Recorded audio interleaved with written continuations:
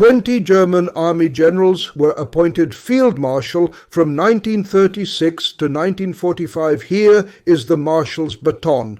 The shoulder straps carried 2 small marshal's batons. It is not easy to judge all these personalities who are so different in origin, education, and ideology. Among them were all the characters, as they were always to be found in the general staff of German armies, opportunists and convinced, cowards and brave, critics and sweet talkers, and in the Third Reich also those who had fallen victim to corruption. And they all obeyed the primacy of politics, or rather politicians, even in the Third Reich, even though these National Socialist dignitaries, whose last military deployment, if at all, had ended in 1918, all dressed up like real soldiers in uniforms, the party people in brown and Reich Marshal Hermann Göring even with saffron red boots. Of the 20 field marshals of the army, 1 has fallen, 1 has been executed by Germans, another by the Allies, 3 have committed suicide, and 14 have died due to illness, some in Allied custody or in Soviet war captivity. The oldest of them, Eduard von Boehm-Armolli, lived to be 85 years old. This former Austrian K and K field marshal, military leader in World War I, was 31. On October 1940, he was awarded the rank of a German field marshal. Eduard von Boehm-Ar. Molly passed away in Moravia in December 1941. Another year of death was 1942, that of Walter von Reichenau, who died on the 19th. He had been appointed field marshal on July 1940. Mr. von Reichenau was essentially the party general of the German army, who, like no other, together with the Reich War Minister von Blomberg, was responsible for aligning the army with the National Socialist line. Furthermore, in 1934 he also introduced the personal oath of the Reichswehr to Hitler. Indeed, Mr. von Reichenau had spoken out several times against the Western campaign and also Operation Barbarossa for military reasons, only to nevertheless lead the Sixth Army against France. Internally divided like all his comrades before and after him, he had strictly punished crimes committed by soldiers of his army such as rape or murder, but at the same time he had also advocated a war of ideologies against Bolsheviks and Jews. During a forest run at minus 40 degrees Celsius on the 14th, on January 19, 1942, Field Marshal von Reichenau suffered a severe stroke on the Eastern Front, from which he died on the 17th. He passed away in January. Ernst Busch died in the year 1945. With him you can most clearly observe the so-called Peter Principle, named after United States Professor Lawrence C. Peter. It states that in a hierarchy, every employee tends to rise to their level of incompetence. It was his uncritical loyalty to Hitler that had promoted Busch, pictured on the right, to the highest command positions despite mediocre performance. And this, even though his superiors wanted to relieve him of his command as early as 1942. But Hitler's favorite was appointed Field Marshal on February 1, 1943, and then took over the Army Group. When the Red Army had virtually crushed the Central Army Group with their Operation Bagration, which was mainly due to Busch, in addition to the misinformation from the Foreign Army's East Intelligence Department and General Reinhard Gehlen. For this, there are the 2 videos, Eastern Front 1944 Operation Bagration and Eastern Front 1944 Destruction of the Central Army Group. This defeat was more extensive than the disaster of Stalingrad. Of the 38 divisions deployed, 28 were smashed. A total of 3 armies were wiped out, with losses of around 350,000 men. Although Bush was then replaced by Field Marshal Model, from March 1945 he was the commander of the Army Group H located in the Netherlands. He was appointed Northwest. In 1945 he then became the Supreme Commander North, with whom he went into British captivity. On the 17th, Ernst Busch died on June 17, 1945, in British prisoner of war camp 1006 in Eldershot, as it is called, a broken man. 1948 Werner von Blomberg, when the Colonel General was promoted to Field Marshal on the 20th. April 1936, there was still peace. Blomberg was the Minister of Defense from 33 to 38. From 35 he was the Minister of War, a compliant, vain character who even powdered his cheeks red. After his appointment as Field Marshal here during Mussolini's visit to Berlin, Mr. von Blomberg had on the 30th. On January 30, 1937, he received the Golden Party badge of the National Socialist German Workers' Party and had become a party member. However, Mr. von Blomberg, along with the Chief of the Army Command, General Oberst von Fritsch, was too much of a learned soldier to follow Hitler into war without hesitation. With Mr. von Fritsch on the left in the picture, Mr. von Blomberg in the middle of the picture had over time become one of the most important military critics of Hitler's aggressive, conflict-prone foreign policy. But since criticism was known not to be possible with the infallible Führer, both Blomberg and Fritsch had to be sidelined. In the case of Mr. von Blomberg, chance played the decisive role, if it was a coincidence at all. Because the embittered Blomberg, who had been since 1932, had a strange passion for a Minister of War. He liked to go out and about, preferably visiting the Berlin locale of the White Deer, where the 24-year-old blonde and attractive Louise Margaret Grun worked. The vivacious woman had a series of pornographic photos taken of herself, which her Czech boyfriend Lauinger sold secretly at Berlin train stations for 80 pfennigs each, until he was caught by the morality police. But this also put Louise Margaret on record. But in the meantime, the woman experienced in all variations of love had turned the head of the older Field Marshal Göring. He even got her a job as a secretary at the Reich Egg Office. Then she claimed to be pregnant and wanted to marry him. However, her past life was in sharp contrast to the strict moral code of the German officer corps. On the other hand, the older gentleman did not want to be seen as just a Casanova. In short, Mr. von Blomberg took the risk and married her, with the two leading men of the Third Reich, Adolf Hitler and Hermann Göring, as witnesses. The rest is quickly told after a detective recognized Louise Margaret Krohn, now von Blomberg, in one of the explicit pictures. They ended up with Göring via Detors, who now demanded from Mr. von Blomberg either annulment of the marriage or resignation. The Field Marshal chose the second demand and resigned for health reasons on the 27th of January 1938, settled with 50,000 Reichswagen. With his resignation, he had proposed Adolf Hitler as the new commander-in-chief of the Wehrmacht. No sooner had the gentleman on the right in the picture, Herr von Blomberg, fallen than the officer who was still dangerous for the system, the highly respected General Oberst Werner von Fritsch, center of the picture, had been forced to resign due to fabricated accusations of homosexuality. Afterwards, Hitler had dissolved the Reich War Ministry, formed the High Command of the Wehrmacht, and the General of the Adlerie Wilhelm Keitel, while he himself took over the leadership of the Wehrmacht. The generalship humbly accepted the sacrifice of the command structure at that time. And when on August 1833 the chief of the General Staff, the highly respected General of the Adlerie Ludwig Beck, another determined opponent of Hitler's war course and a victim of the 20th of July 1944, had retired with the conferred character of a colonel general, Hitler no longer had any serious opponent in his way to enforce his political goals, now also by military means. In April 1939 then began his great reorganization of the political and military leadership. On this occasion, 16 older generals had been retired and 44 had been transferred at one stroke. But those who were allowed to stay were also made clear that dissent could very quickly end in early retirement.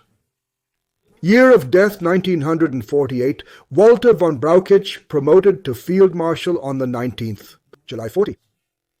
The General of Artillery succeeded the worn-out Colonel General Werner von Fritsch in 1939.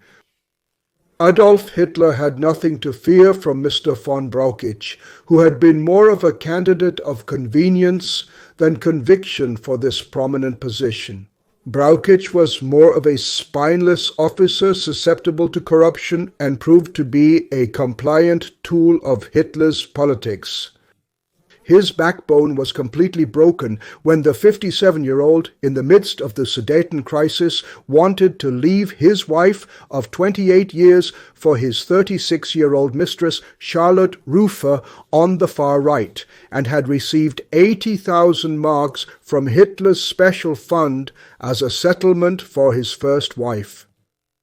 Over time, Brauchitsch had become increasingly dependent on financial aid from Hitler. His participation in the early resistance was based on rumors. Brauchitsch had rejected the so-called Seychellschnitt plan for the invasion of France, developed by General von Manstein in 1940, until it was ordered to be accepted by Hitler. In 1941, during Operation Barbarossa, when the attack on Moscow had come to a halt in December, Brauchitsch had recommended withdrawing the army and switching to the defensive for the winter. But as Generaloberst Franz Halder, who served as chief of the Army General Staff from September 1938 to September 1942 later reported, here with Mr. von Brauchitsch, Hitler had furiously resisted the idea of retreating to a winter position and demanded that the troops fight to the last wherever they stood, even in tactically impossible situations. On December 19, 1941, he had resigned from Brauchitsch, though less out of protest. He had suffered a heart attack in November and had been dismissed. But with his resignation, Hitler had finally liquidated the independence of the army by making himself the commander-in-chief of the AB on December 19, 1941. Thus, all the powers of the head of state, the War Minister, the Supreme Commander of the Armed Forces, and the Commander-in-Chief of the Army were concentrated in the hands of one person to whom every soldier in the Army, Air Force, and Navy was personally bound by an unconditional oath of allegiance.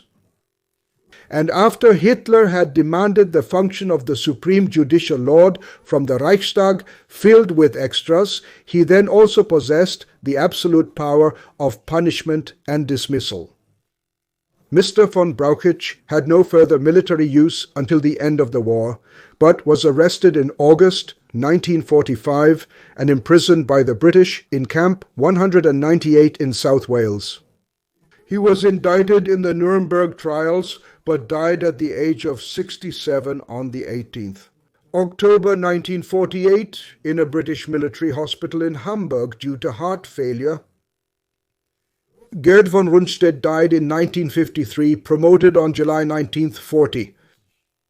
He was retired at his own request as a Colonel General at the age of 63 and 38, had been reactivated again and again in 39, and had commanded different army groups in the West as well as in the East during the war. In 1942 he became the Supreme Commander West in France, here with General Rommel, where on the 6th, June 1944, the Allied invasion took place in Normandy. Although he too was a critic of Hitler's rigid battle leadership, Mr. von Rundstedt, as the oldest of the field marshals in 1944, did not dare to release the tank divisions, which were under the so-called Führer's reservation in the highly critical situation for the Normandy troops, when he then loudly demanded in a phone call with Field Marshal Keitel, quote, "End the war, you idiots." He was on the 2nd. He was replaced by Field Marshal von Kluge on July 2nd. Mr. von Rundstedt was again appointed as the Supreme Command to the West in September 1944, this time until his final dismissal in March 1945. But despite his explicitly expressed criticism of the Ardennes offensive enforced by Hitler in December 1944 and his non-participation in the final discussion, he still led the operation. Nevertheless, I do not share the partly devastating criticism of later-born German historians, although one cannot conceal the fact that he, like most other field marshals, despite better knowledge and also practice contradiction to Hitler's measures, had carried out his order, directive, and commands like a private who receives an order from a subordinate.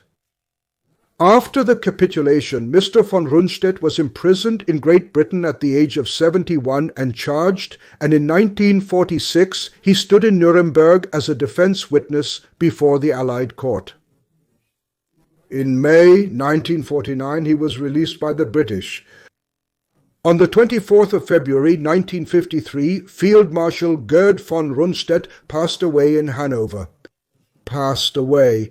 1954, Paul Ludwig Ewald von Kleist, he was on one. He was promoted to Field Marshal on February 1943, had commanded the armored group named after him, the later 1st Armored Army, which was also the first operational grouping of several armored corps of the Wehrmacht. It was his armored divisions that had led to the rapid defeat of the Allies in France in 1940. In November 1942, he was appointed Commander-in-Chief of Army Group A. However, after several military disputes with Hitler, he was dismissed in March 1944 and was not used again after that. In 1946, he was initially imprisoned in a special camp by Kleist from Great Britain, then extradited to Yugoslavia and sentenced to 15 years in prison there, but in 1948 they extradited him to the Soviet Union, who sentenced him to life imprisonment. Field Marshal Ewald von Kleist died on the 13th or 16th. November 1954, in the central prison of the city of Vladimir, 190 kilometers east of Moscow, where the last battle commander of Berlin, General of Artillery Helmut Weidling, on the 17th. November 55 died. In the year 1954, Maximilian von Weichs passed away. During the German offensive in August 1942 in southern Russia, he was appointed commander of Army Group B, promoted to Field Marshal on February 1st, 1943, here his insignia as war brides in an American museum. In 1944, Mr. von Weichs commanded Army Group F in the Balkans and coordinated the German retreat from Greece and Yugoslavia. In May 1947 in Nuremberg, during the so-called Southeast Trial, here on the right in the picture with Field Marshal Wilhelm List, there was no trial or conviction against him for health reasons. Field Marshal Maximilian von Weichs is on the 27th. He passed away in September 1954. In 1956, Wilhelm Ritter von Leb was appointed Field Marshal on the 19th of July.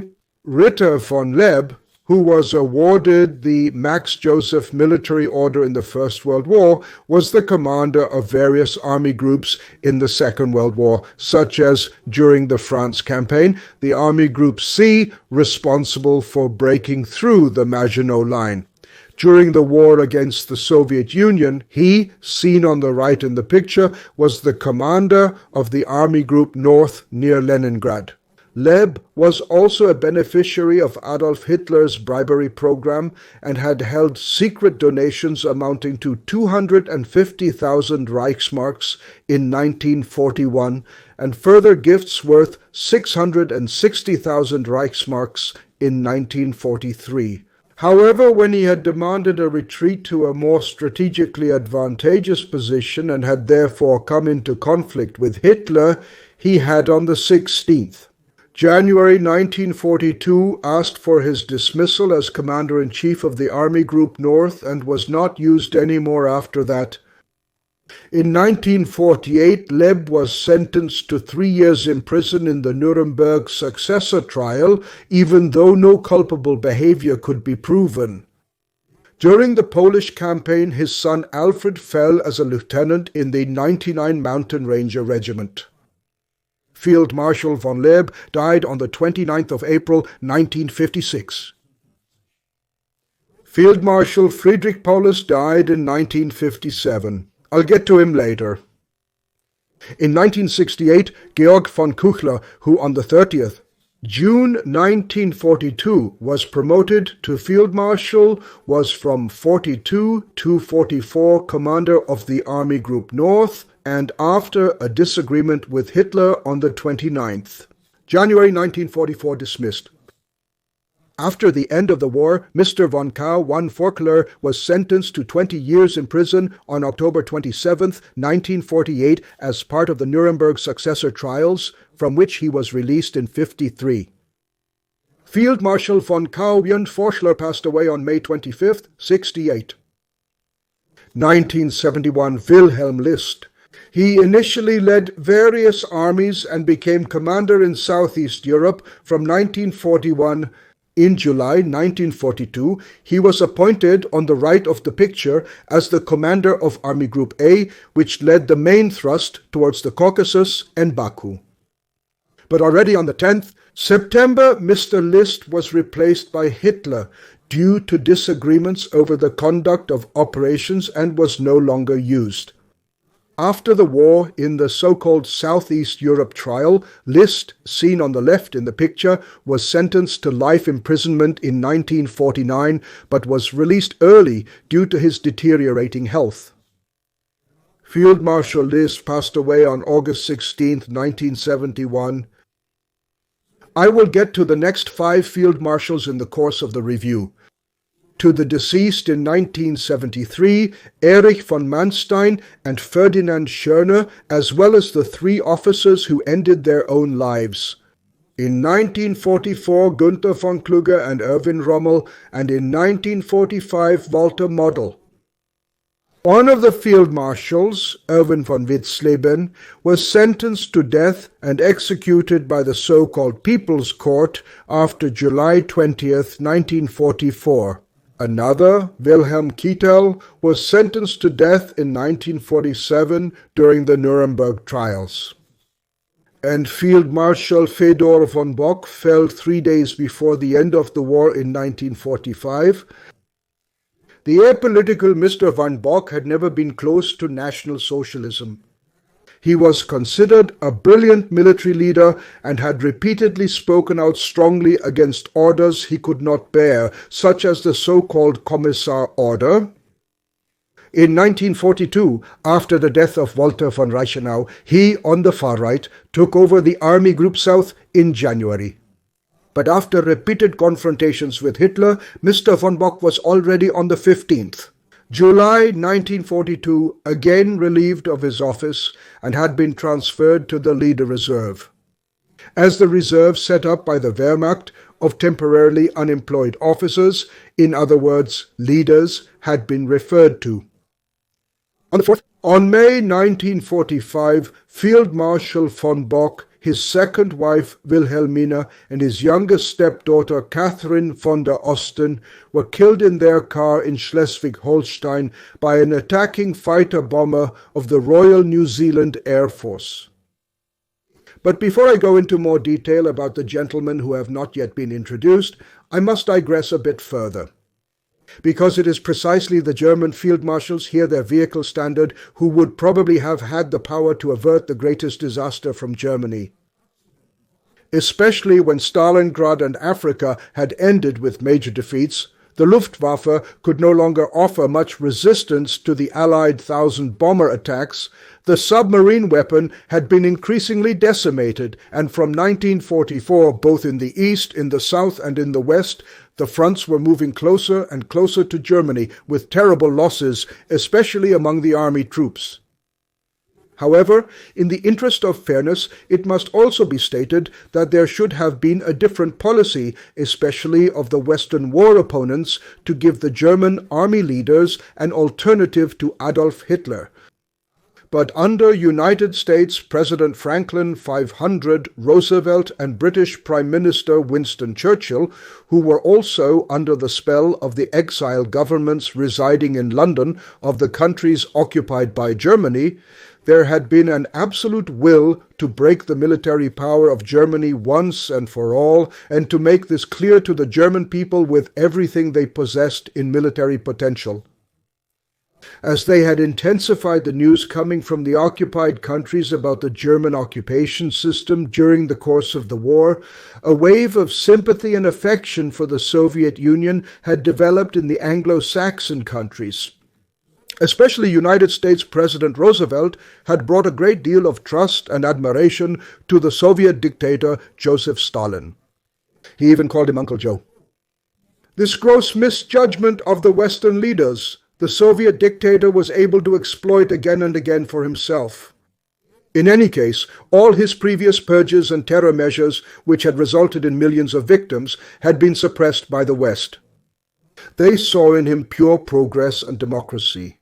Thus, over time, the West had become almost as pro-Russian as it had become anti-German, supported by an influential United States press, which would have undoubtedly commented on and certainly prevented any political departure from this uncritical sympathy.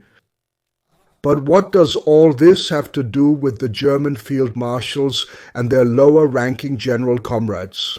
Well, from the 14th to the 24th.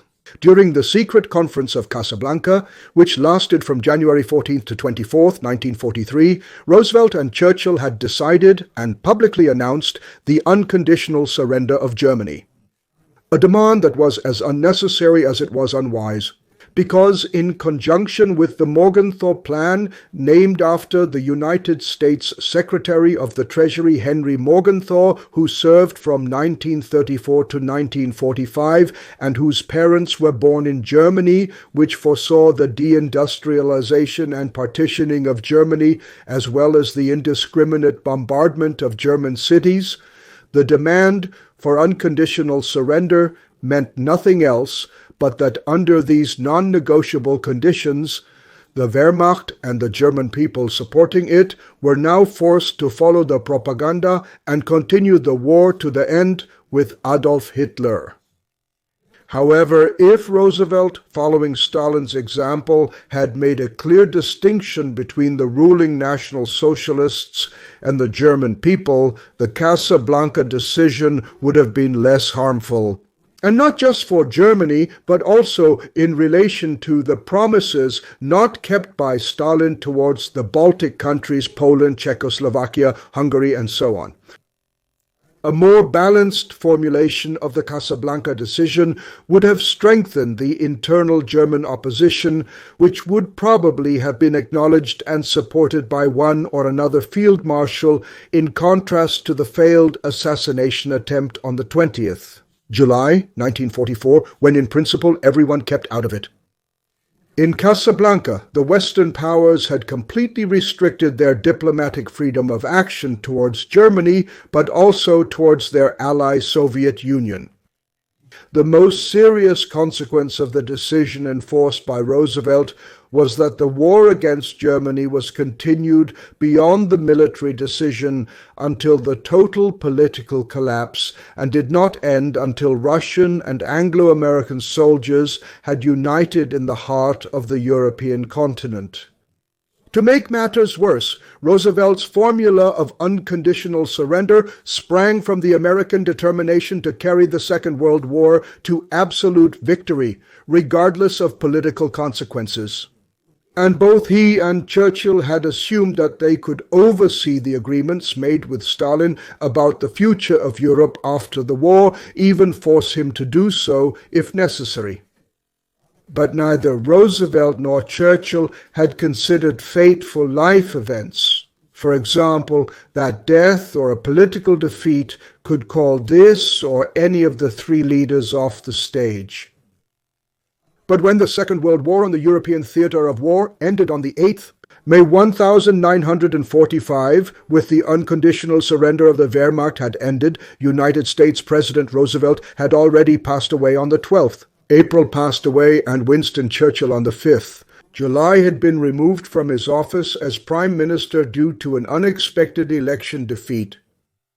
When one then looks at the further history of divided Europe and the soon-to-begin so-called Cold War, this example teaches most clearly what unfortunate consequences a policy must have had, as it was pursued by the Americans and deep into the war also by Great Britain under Churchill. Because the overwhelming majority of the General Staff at their head, the Field Marshals, had long since realized that the war against the rest of the world with fickle allies could no longer be won. It is handed down that those Field Marshals, but also high-ranking generals who were at least neutral towards an overthrow of Hitler, wanted firm commitments from the head of German defense, Admiral Wilhelm Canaris, that the Western Allies would not insist on the unconditional surrender of Germany after the overthrow of Hitler.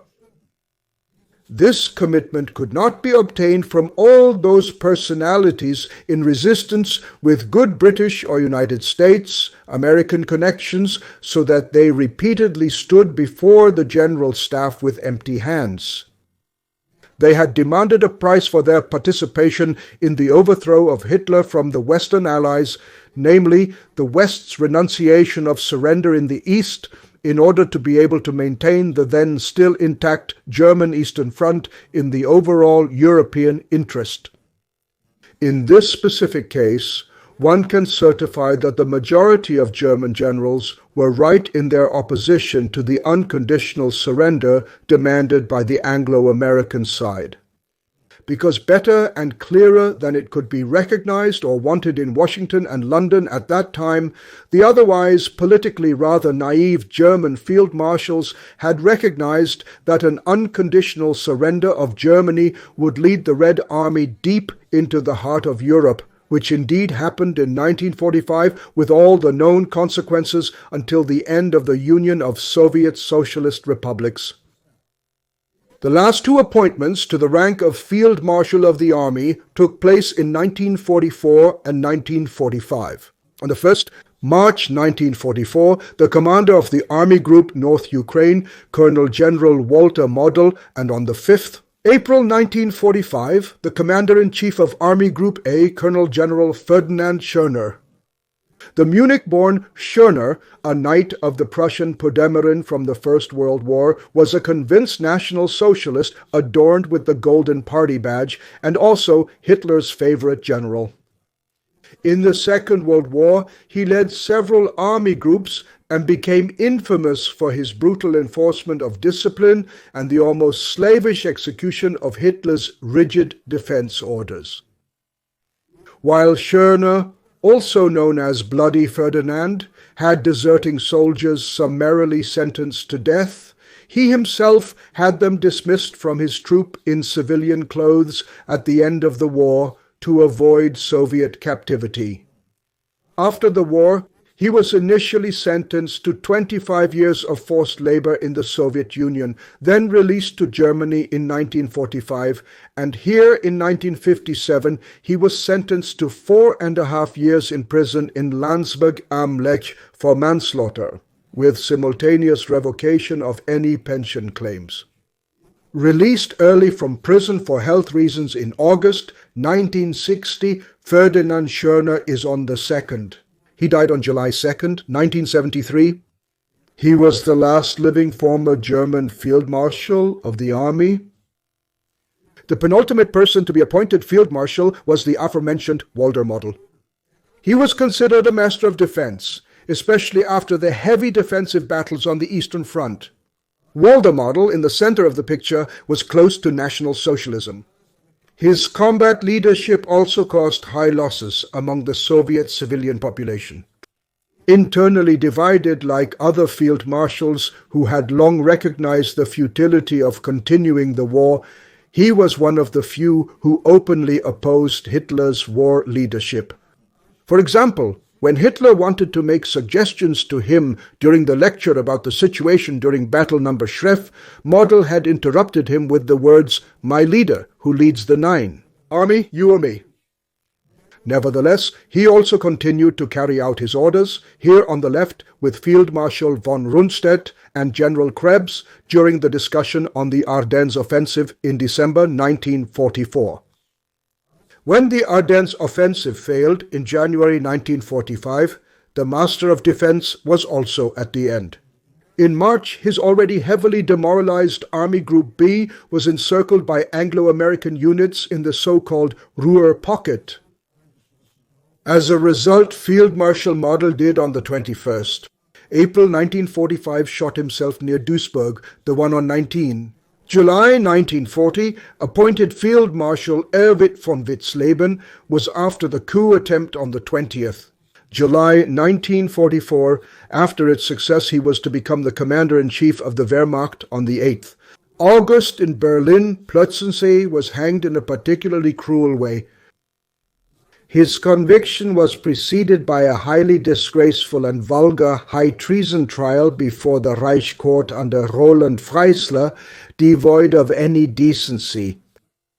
Mr. von Witzleben was promoted to General of the Infantry on the October 1st, 1939, then commanding General of the Berlin Third Army Corps, and had made himself available at the beginning of September 1938 to the resistance group around the Defense Colonel Hans Oster, the General of the Adlerie Ludwig Beck, and the opposition politician of the German National People's Party Karl Friedrich Gödler, as a military executive body for the coup planned during the so-called Sudeten crisis in September 1938.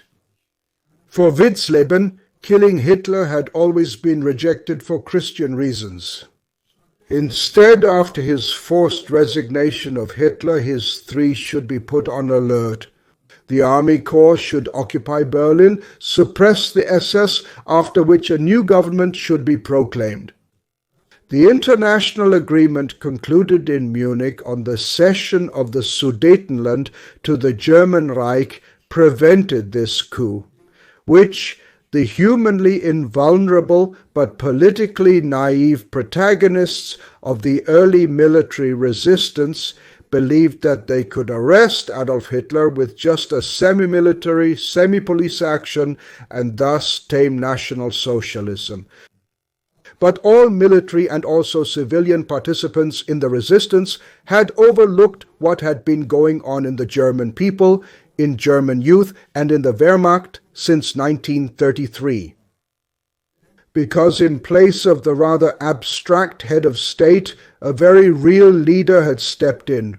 A leader with his own lifestyle, with a claim to infallibility, with a strong following, with a leader corps structured like an order, with his own symbols and emblems, with undeniable successes and supported by the semi-military formations of the Sturmabteilung and SS, which could be smashed, but for which, as far as their young members were only misguided youth forces, a replacement had to be offered.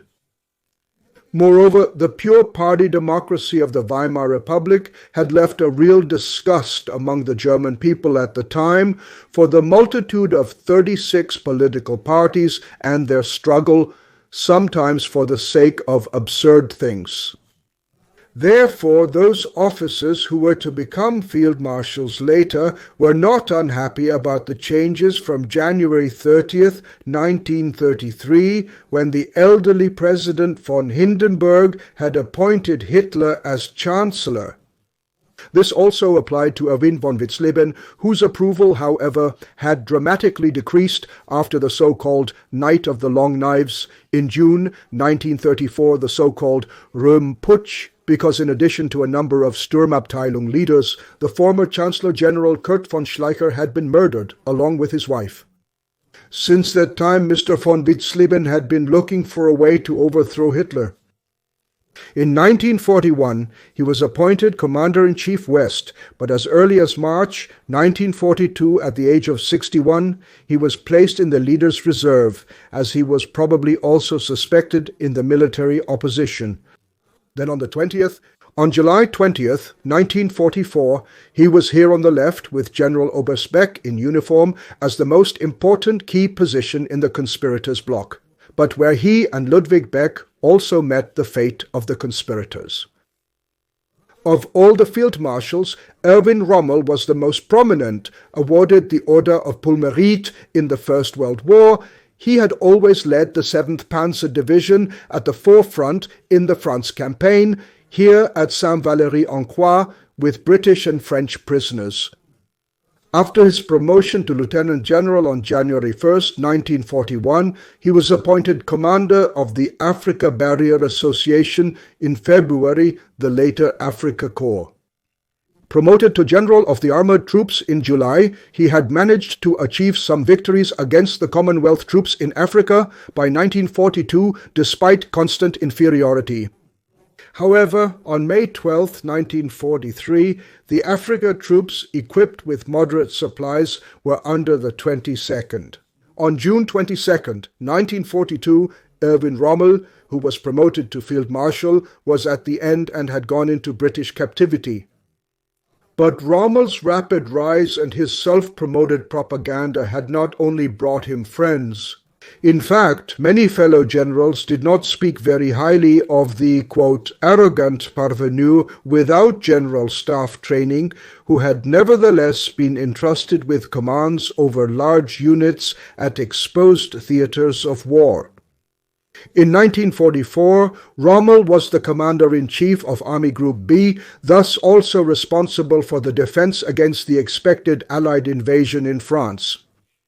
When this happened on the 6th, on June 6, 1944, when the landing in Normandy began, he had not been able to assert himself against the High Command to the west of Rundstedt for the release of the tank divisions shown in pink, although it is also questionable whether they could have achieved anything given the overwhelming air superiority of the Allies.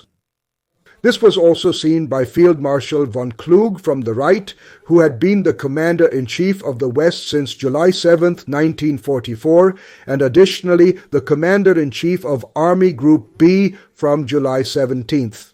And he made this assessment clear in his farewell letter to Hitler before his suicide. The tank units were far too weak in their attack power due to the preceding battles to guarantee success. Even if it had been possible to increase their striking power through clever measures, they would never have reached the sea, despite certain initial successes that must be credited to them. The only division that could be described as somewhat normal in its striking power was the 2nd Armored Division. However, their successes cannot be used as a benchmark for assessing the other armored divisions. And he had added to his initially effusive letter praising Hitler, now also show the greatness that will be necessary to end a fight that has become hopeless. Klug was not an active participant in the conspiracy of July 20th, but he was on the 19th. In August 1944, after unproven allegations against him, he ended his own life. But not only Klug, but also Rommel, who had been at the invasion front from the first day, had recognized that the war in the West could no longer be won. In a personal conversation and in a letter to Hitler on the 15th, on July 19, 1944, he had demanded that the troops fight heroically everywhere, but the unequal fight is nearing its end. In my opinion, it is necessary to draw conclusions from this situation. 2 days later, he was seriously injured in a low-flying aircraft attack. At home, during his convalescence, he was on the 14th. In October, he was visited by Generals Wilhelm Burgdorf and Ernst Meissel, who confronted him with supposedly incriminating material in the Complex 20. They confronted him in July and forced him to commit suicide after threats to his family. It can be assumed that Erwin Rommel was not an active member of the military resistance unless one refers to the resistance fighter who saw the war as lost. After the war, some statements were made about Rommel's alleged role in the resistance. On the other hand, as early as the summer of 1945, his widow Lucia Maria Rommel publicly stated that he had nothing to do with the preparation or execution of the July 20th assassination attempt and that he had always rejected an assassination attempt on Hitler. The most operationally talented was undoubtedly the one on the 30th. Erich von Manstein, who was appointed Field Marshal on June 30th, 1942, and who had already demonstrated his operational talent in the First World War. In the Reichswehr, Manstein had been active in the secret General Staff. Then in the early Wehrmacht, he was Chief of Staff of the important Third Army Corps, Berlin.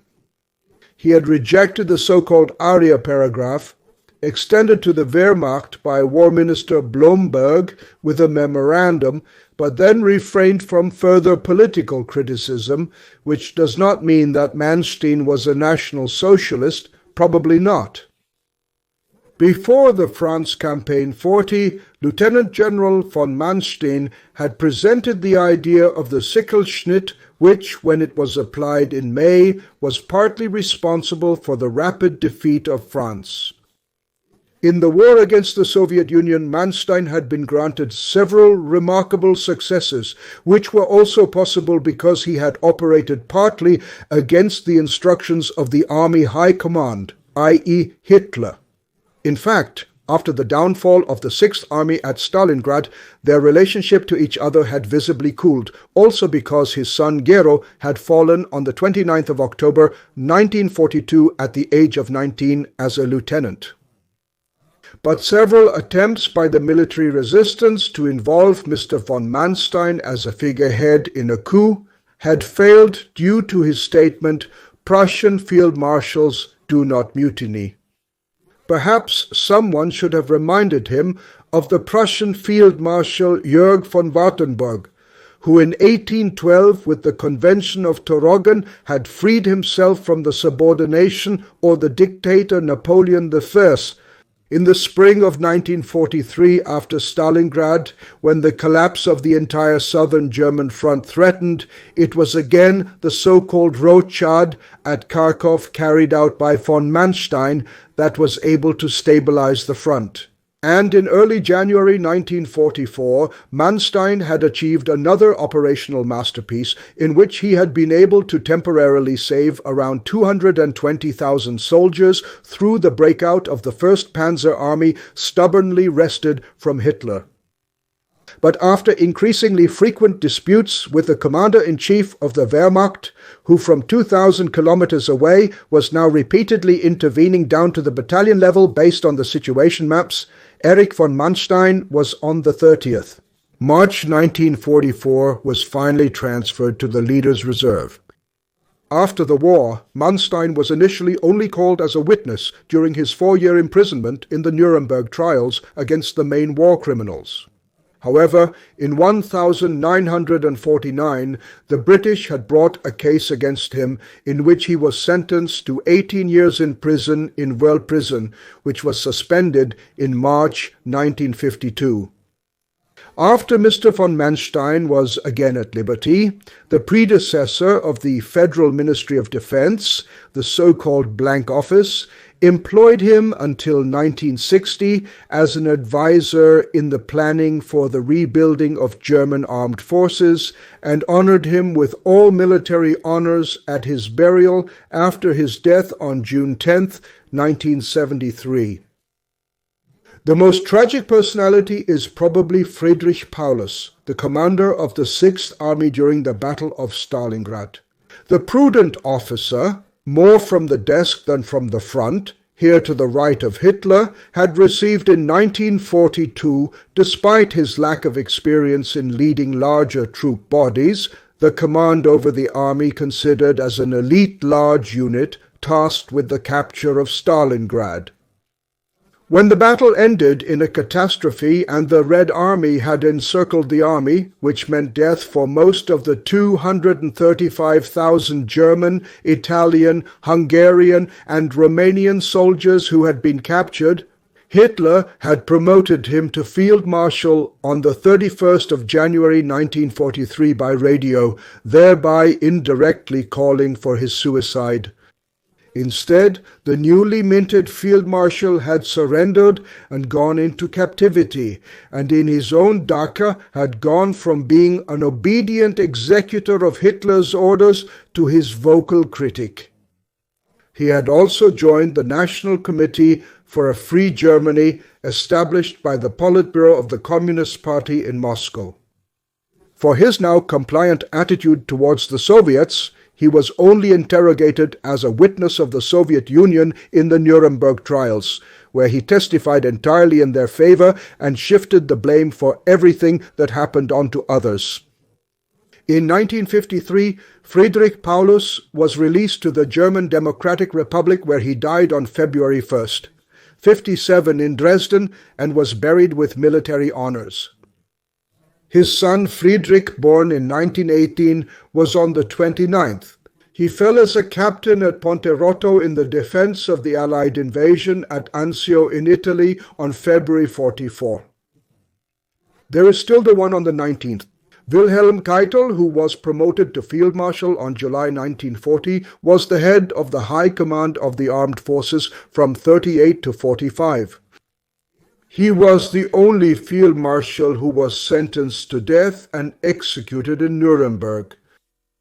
Wilhelm Keitel was a clear sympathizer of the National Socialist ideology, had received the Golden Party badge together with Field Marshal von Blomberg in 1939, and had joined the National Socialist German Workers' Party. Keitel, far right, also called La Keitel due to his uncritical willingness towards Hitler, was primarily an accomplice of Hitler's military leadership, which he had rewarded in 1942 with 250,000 Reichsmark and extensive forest ownership worth 740,000 Reichsmark. And after the France campaign, he had literally coined the phrase to Hitler, "My Führer, you are the greatest general of all time," which, after the Stalingrad disaster, however, became the derogatory term Gröfatz.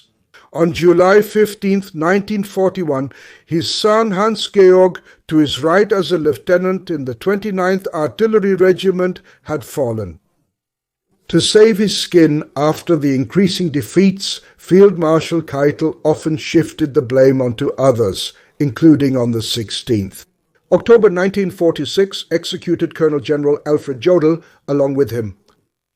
On the night of the 8th to the 9th, on May 1945, Field Marshal Keitel signed the total surrender of the German armed forces in Berlin-Karlshorst. Later in the Nuremberg trials, he was primarily incriminated by the orders he had issued from 1941 onwards, such as the Commissar Order or the so-called Retribution Order. As with many of the so-called main war criminals who were also on trial, his sentence was death by hanging. Wilhelm Keitel's request to be shot as a soldier was denied. His execution by the 39-year-old United States Army hangman, Master Sergeant John C. Woods, a heavy drinker, had lasted 24 minutes. The partially gruesome photographs of the hanged men published afterwards had sparked controversial discussions at the time. Even the chief prosecutor at Nuremberg, Brigadier General Telford Taylor, had written, "They were indeed repulsive." The executions had been carried out in such a way that several of the convicts, including Keitel, did not die a quick death by neck fracture associated with this method of execution, but instead slowly and painfully suffocated.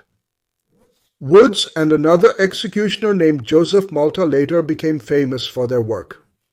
But Woods' life also came to a cruel end.